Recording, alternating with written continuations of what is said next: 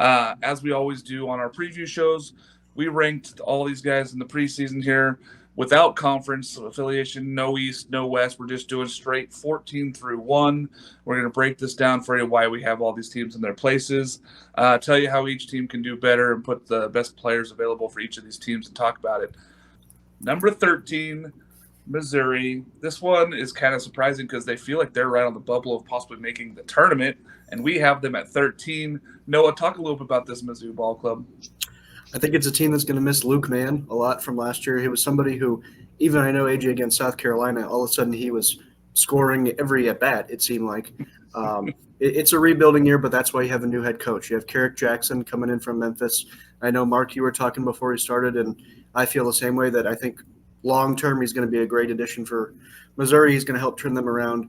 We believe in what Carrick Jackson can do, but I think it's going to be a slow, grind it out couple of years, really get your footing, build a culture there that Missouri hasn't really seen. We've seen them win some big games. They started off really well last year. I know we had them ranked for a brief time, and then they did some Missouri things along the way. They just don't have what it takes to compete at the top of the SEC right now, but I think they can kind of merge their way into that almost conversation area. They do have transfer Danny Corona coming from Wake Forest, who people almost forget about how kind of good he was in the ACC. So it'll be interesting to see what he's able to do in the SEC with Missouri.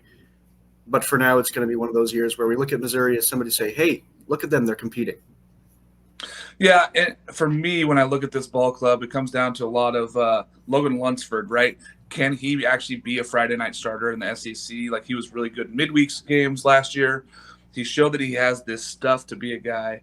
Can he be a Friday night starter? It's a big leap to go from that midweek starter and jumping into a Friday night SEC starter. They do have a little bit other Trevor Austin, another guy returning. They don't have much else in the mix there. It's going to be really interesting to see who they throw out there with a combination of transfer and freshmen out there. So interesting to see what Mizzou does, but I agree. Coach Jackson is a great fit. I think that he will get this team turned around. I just don't know if it's this year for Mizzou at 13 here.